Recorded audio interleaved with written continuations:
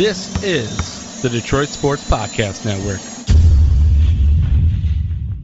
And welcome in, folks, to another edition of Open Mic Night. I am your host, Noah Taluki, and on today's episode, the Lions making their final roster moves to trim down to the 53-man roster had to do it by Tuesday, August 30th at 4 p.m. Eastern Time. A little bit of some surprises, some guys that the Lions have waived or cut. I want to talk about that as well. Also, I'm looking at this depth chart right now, this initial depth chart of the 53-man roster, and I want to discuss some interesting takeaways that I see from it as well. But hopefully everybody had a great last couple weeks.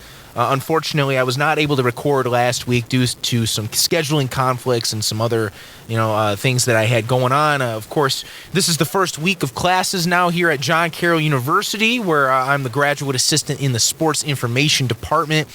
Actually going with our John Carroll volleyball team later this week out to Colorado College for one of their tournaments. I've never been out to Colorado before, so hopefully I'll be surviving the elevation changes and whatnot, because it's 6,000 feet above sea level.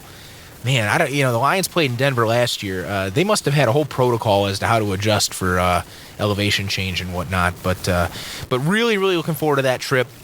I think I may have mentioned it before, but I'm actually going out to the tournaments at Colorado College in Colorado Springs. And fun fact about Colorado College, 2 National Football League, Pro Football Hall of Famers went to Colorado College. That is Dutch Clark, who I've talked about before. Go back a couple episodes. We talked about it with not Steve Sable. Steve Sable's the other guy. We'll get to him. But Chris Willis, the NFL's NFL Films archivist. Him and I talked a lot about Dutch Clark, the first great Lions player of the 1930s. The number 7 is retired in Lions history. The first ever number retired in Lions history was his number 7. So he is a graduate of Colorado College, a star football player for them back in the day. And Steve Sable, as I mentioned, the founder, his father Ed was the one that founded NFL Films. He was the president and took on his father's legacy. He was also a Colorado College alum and played football, I think the late 60s, early 70s for them, and maybe a little earlier than that. But how about this? Steve Sable, part of a cool story about him, by the way, before we get to Lions talk, was that he worked in the school's publicity department. So part of his responsibilities in the school's publicity department was to create the football programs. And, of course, he played football, so what he did was, it was interesting. So, Steve Sable's really from Philadelphia. He went to Haverford School, a very, preppy all-boys school in the Philadelphia area. And, to him, that sounded a little bit boring when they talked about his hometown and all that in, the program. Like a lot of, schools do. They have their hometown, high school, all that. So instead of putting that he's from Philadelphia, he put that he was from Possum Trot, Mississippi. Now, Possum Trot, Mississippi, of course, is a made-up town. It's something that he just made up completely on his own, pulled out of thin air, and decided that that's his hometown that he's from in Colorado. At Colorado College. He says, "I'm Steve Sable from Possum Trot, Mississippi." So that was in one of the football programs, and I really want to see when I go to Colorado College if they have anything on Steve Sable in like a display case or something like that, or of course Dutch Clark as well. So I'm really, really excited for the trip, and I know we'll be doing a little bit of hiking out there as well, and really, really looking forward to this 2022-23 season, not only just for volleyball, but for all kinds of other sports here. Of course, football, the main one. We're celebrating our 100th season of football at John Carroll, so really looking forward to that. And, as you guys know, and I've talked about it before on the podcast, John Carroll, I'm a very proud John Carroll alum and really proud employee of the university now, and we're really proud of our pipeline as well to the NFL. We have over 30 alums in the NFL, 3 general managers, Nick Caserio of the Texans, Tom Telesco of the Chargers, and David Ziegler of the Raiders. We have 1 head coach, Josh McDaniels, Raiders head coach, of course, a longtime Patriots offensive coordinator. So you'll hear me talk a lot about John Carroll on this podcast in case you are new to it here on the Detroit Sports Podcast Network. But don't worry, we're going to be talking about our Detroit sports as well. And it's all Lions this week for sure. Now, like I said, wasn't able to record last week because of some scheduling errors, but I did watch a little bit of that Hard Knocks, And, I will say, I don't want to go into a whole deep dive of the last episode, but I just, they talked a lot about, now tonight, recording here on a Tuesday, Hard Knocks airs. I am recording before that, so if you get this on Wednesday, I have not seen the episode number 4 yet.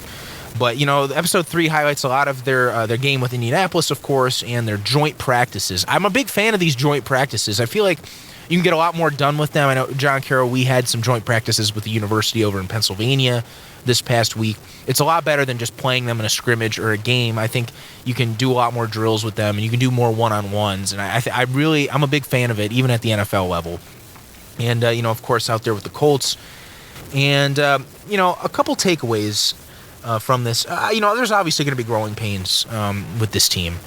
And we know that this is going to take time because we know that this is probably the lowest point the Lions have been since the Matt Millen years.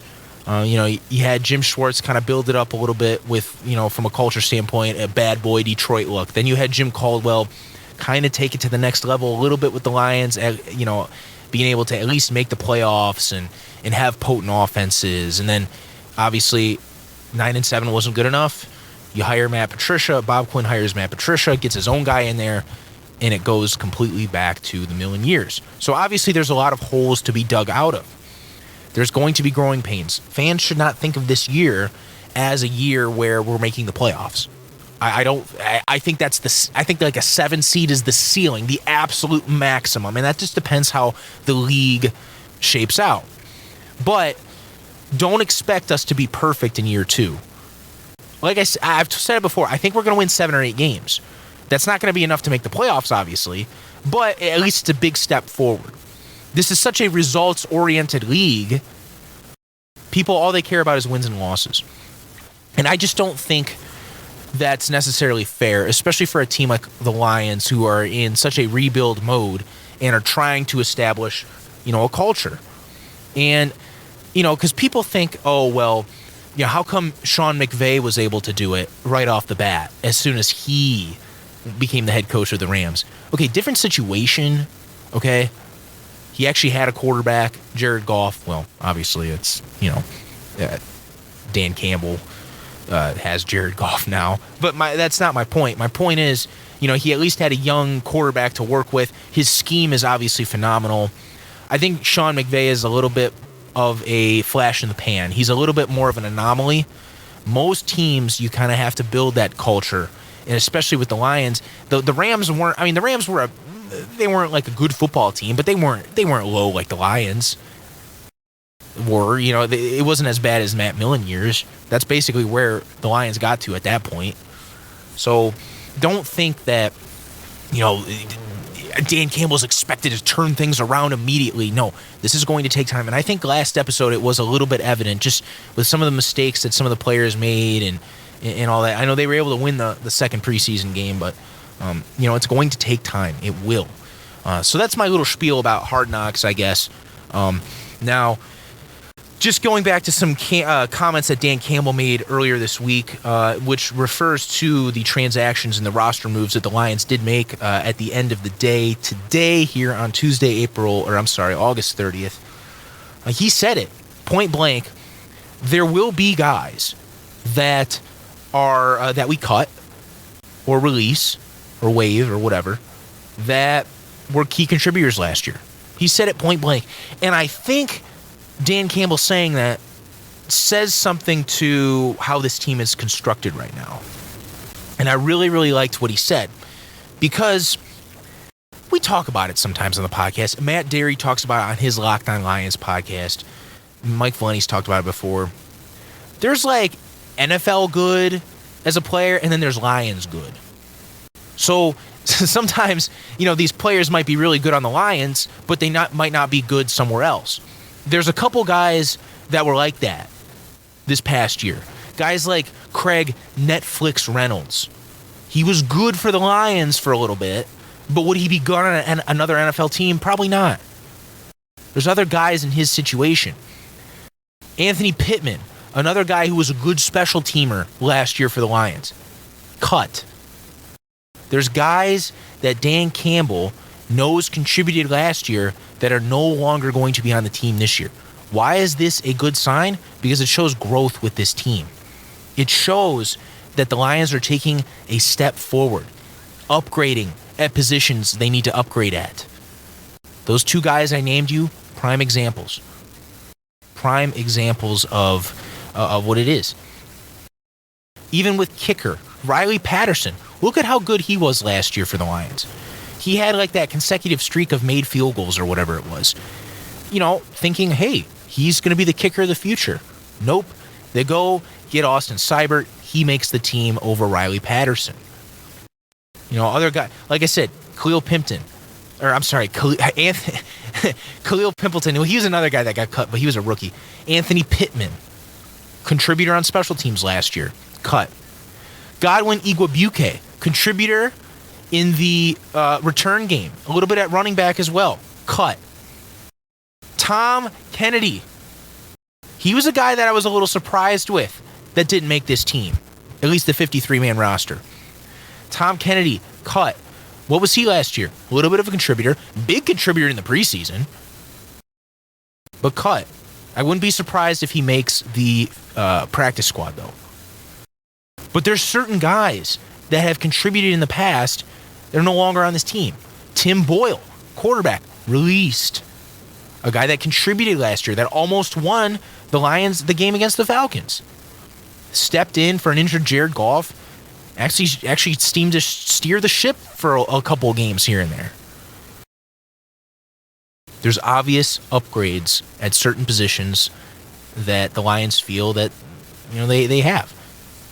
You know, a guy like Malcolm Rodrigo, the star of Hard Knocks, he's probably going to be starting at linebacker. That says to Anthony Pittman and some of those guys, hey, like, there's probably not going to be a spot for you anymore. See ya. The one thing about of all the releases, Tom Kennedy was probably the one guy I was probably most surprised at, and it goes beyond just his performance at the in preseason. Now, the Lions do need a slot receiver. They do. And Tom Kennedy did really well in the preseason, yes. But something I've learned in the last couple years, especially just kind of paying attention to the NFL and all that, just because you play well in the preseason doesn't mean you're going to make the 53-man roster. Now, this guy, you know, he might be trying his absolute best and, you know, not making many mistakes and this and that and doing well in the film room and studying and all this stuff, but then get cut. I don't think it necessarily has to do with, you know, him not being talented. I think some of it has to do, and this goes for a lot of other guys too. It's not necessarily about talent. It's more so about fit. Does Tom Kennedy fit what the Lions are trying to do offensively? Do they right now, according to the latest depth chart, they have Amon-Ra St. Brown, DJ Chark, Josh Reynolds as the three starting receivers. The backups, Khalif Raymond, Quintez Cephas. Jameson Williams, obviously, he's out with that torn ACL right now. But those are the six guys. There's only room for six guys, basically. Six receivers. And Khalif Raymond would probably have been the guy cut if Tom Kennedy didn't make this roster. And I've heard, and what we've heard about Khalif Raymond is that he has done tremendous in last year versus this year in terms of growth and development. They seem like they want to keep Cephas because he did do some good things, and plus they want to give him a shot probably because of how injured he was last year, and to give him more of a fair chance this year. And then with Jameson Williams out, see, that's why I think Tom Kennedy will make at least the practice squad, because if any of these guys go down, they're going to need someone, and Tom Kennedy's probably going to be the next man up. So my point is that sometimes it's fit, I think. If the Lions were a team that's going to be throwing it 60 times a game, maybe Tom Kennedy makes the roster. It's the same with a guy like Jason Cabinda. Now, I know Cabinda was just placed on the reserve list, the PUP list, the physically unable to perform. But, for example, there's not many teams in the NFL that carry a fullback anymore. Typically, you're carrying more tight ends because the tight end you kind of use as a fullback, and he's more versatile, and, you know, especially a guy who can block and all that. There's not many teams that carry a true fullback anymore. Jason Cabinda is a true fullback. Why is he on this roster? because the Lions are going to be a run and pound football team. It's part of our offense. Jason Kabinda as a fullback behind DeAndre Swift, Jamal Williams, whoever it is. That's our offense. Okay, does San Francisco 49ers carry a fullback? Pardon me for not doing my research, but is Kyle Juszczyk? Maybe it is Kyle Juszczyk. Maybe the Niners are a bad example. What I'm saying is, trying to think of another team. It escapes me, but there's a lot of other teams. Say if Jason Kabinda was on more of a pass-friendly team, he'd probably get cut. Just because they don't use a fullback in their offense. But he's got a home on the Lions because we use a fullback. Maybe we don't need to carry enough receivers this year on the 53-man as of now because we're going to be a run and pound football team. Why do we need 2 or 3 slot receivers when we just need a couple? We're not going to be throwing the ball much, so why do we need all these guys? You know what I'm saying? It depends on the team. Depends on the offense. Depends on the fit. So if anyone out there is so shocked that because Tom Kennedy balled out in the preseason and he led the team in receiving and he gets cut, what the heck? Lions don't know what the heck they're doing. They've never known what they're doing for years.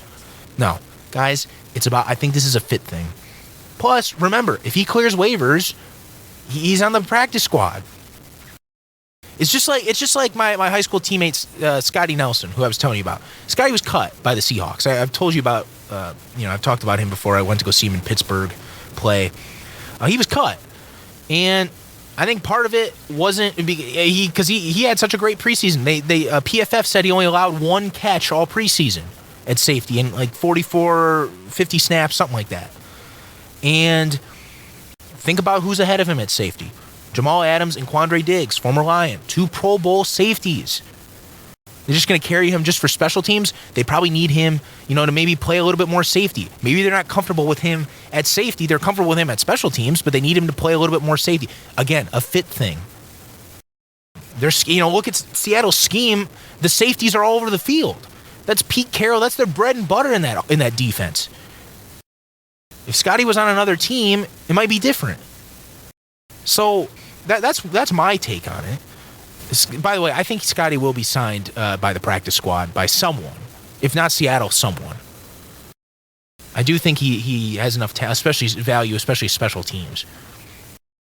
But that's my point. Fit's a big thing.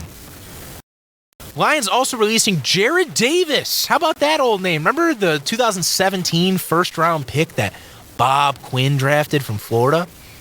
Yeah, he washed out with the Lions, then went to the Jets, then was re-signed by the Lions, and then said, no, you're done. I talked about it on the podcast at the time when he was first came on the team. I don't think Dan Campbell and company had any... I think it was totally okay for Jared Davis to come back. He's a guy that publicly expressed how Matt Patricia really sucked the life out of him, sucked football out of him, maybe giving him a second chance to see if anything was left. There was no risk. There's no risk in signing that. I mean, just to see if he had anything left. It seems like it's obvious that either it's a fit thing or he just has no juice left. And he's out. Nothing wrong with that. Not really much of a surprise either that Jared Davis was released. Haven't heard much of him from training camp. Devin Funchess also released, the Michigan man from Farmington Hills Harrison High School. He's gone. Bruce Hector, Justin Jackson, the speedster from Northwestern, was on the Chargers for a little bit. He was also released at running back. Kendall Lamb, Dan Skipper. Dan Skipper has been on the team for a couple years now as a backup tackle, but it's obvious that they wanted to move on from him. Also waived Trinity Benson. He's a guy, remember, the Lions traded for with the Broncos. I believe like a 7th-round pick for him. Waived. Another guy that was really fighting hard to make the team, like Tom Kennedy. Jayshon Cornell, waived. Another guy that had struggled with injuries from Ohio State on the D-line. Kevin Jarvis, and how about C.J. Moore, waived or injured. C.J. Moore, another guy surprising. Jerry Jacobs, by the way, will start the season on the reserved list. He's the guy who had a great rookie year, probably the best rookie cornerback on the Lions, one of the best rookie defenders. He was an undrafted free agent from Arkansas. He ended up hurting his knee. I believe he tore his ACL in maybe the Arizona game this past year, the one that the Lions won. But he was really, really busting his tail out there, and might have been the Lions' best defensive back, if not maybe Armani Oruwariye. But so he's still obviously recovering from his injury. When he gets back, though, that's just going to add a little bit more depth to that cornerback room. Any other interesting names? Maurice Alexander, Cedric Boswell. He was from Seaholm or Groves High School. I think Groves in Birmingham. Derek Deese. Obinna Eze. He's the tackle from Nigeria that he's been featured on Hard Knocks. A guy with just a lot. He's a big guy, a lot of size, but just very raw because he only been playing football for a couple years. Unfortunately, just bad technique and all that, and they highlighted that on Hard Knocks. Mark Gilbert, James Houston, Iwabuka, as we mentioned, Kennedy, AJ Parker, another guy contributed last year at cornerback as kind of like a nickel dime guy, also waived. Darren Paulo, Khalil Pimpleton, he was also featured on Hard Knocks, a speedster from Central Michigan, but just needed a little bit more need to be a little bit more well-rounded, if you will. Maybe more better route running and whatnot. Probably felt they had better options at wide receiver. Pittman and Savion Smith, as well as some more guys released. So like I said, there's a couple of surprises, but I think it's very obvious that the Lions have tried to at least think that they've upgraded at different positions, such as the D-line, obviously, with Aiden Hutchinson.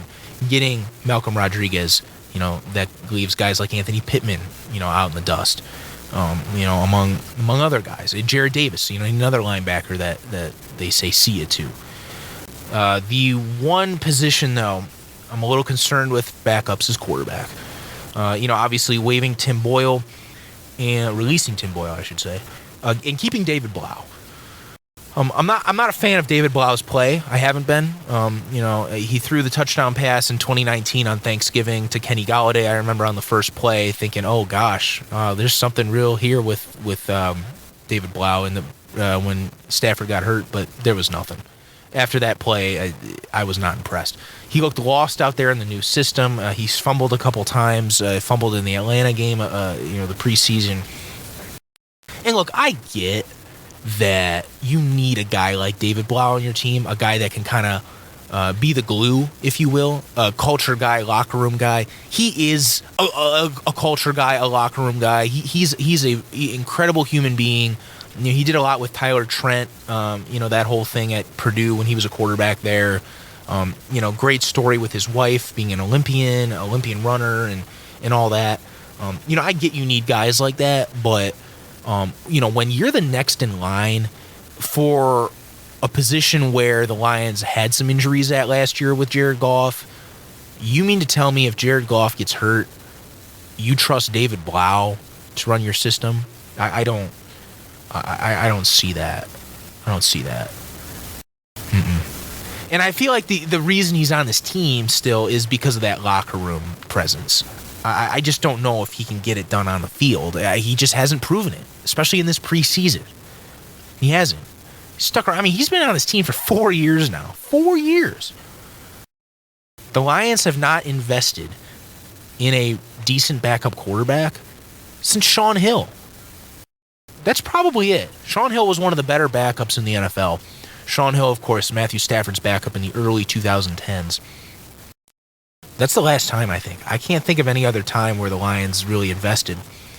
And but if I were the Lions, I'd go after Mason Rudolph's a name that's been circling around in Steelers circles about him getting released, since he's kind of the odd man out with Trubisky and Kenny Pickett on that roster for Pittsburgh. I just think that you need a guy like Rudolph. I'm not saying go sign Rudolph, but a guy like him who has experience. Don't sign Cam Newton though. He's a no. Too much distractions. But Mason Rudolph's a guy that Steelers have won a couple games with here and there. He's a better option. He's definitely an upgrade over David Blau. We'll see where he lands, though. Just knowing what the Lions have done, I don't know if they'll go after Rudolph. I think they think Blau's their guy, but you never know. If Jared Goff goes down, I think the Lions are in some trouble. I don't see them winning many games with Blau. I'm just being honest. Great guy, like I said, but as a football player, I don't know at this level. Not sure. Running back, DeAndre Swift, Jamal Williams, of course, Craig Reynolds. They decide to keep Jamar Jefferson, the rookie from Oregon State from last year, so I should say second guy. He's shown, some speed. He showed a little bit of, quickness as well last year. How about the Lions keeping 4 tight ends? T.J. Hawkinson, of course, Brock Wright, James Mitchell, and Shane Zylstra. He's the guy from Minnesota State that was on the practice squad, I think, last year, but he was able to earn himself a spot on the 53-man. A couple of the backup linemen, Logan Stenberg, Evan Brown, who filled in at center last year for Ragnow, Tommy Kramer from Notre Dame, Matt Nelson, who's been on the team for a couple years. Mr. Nasty, Logan Stenberg, that old 3rd, 4th round pick from Kentucky from Bob Quinn era. He's kind of a developmental project on the line. But we'll get more into Lions depth and all that next week. But just some of the more interesting first 53-man roster selections and the guys that the Lions were able to keep. So I'm really excited for next week. Going to preview the Lions, of course. Hope to maybe get a guest on or two before this Philadelphia game, Week 1. Hopefully that'll be a game that sets the tone for this 2022 season for your Detroit Lions football team. Make sure to tune into all the other great podcasts on the podcast network. Michigan podcast, college football starting up this weekend. Michigan playing Western Michigan, Michigan State also playing, and it beats me who they play. Gosh, I don't pay as much attention to college football as you guys know. And the wrestling podcast, always great. Fan Report, talking Pistons, among others. And Doc and Jock, the classic podcast, the original podcast here on the Detroit Sports Podcast Network. And make sure to follow John Macaron and all of his fantastic coverage with Sports Illustrated Lions. Thanks again, folks, for tuning in. And make sure to tune in next week, only on Open Mic Night.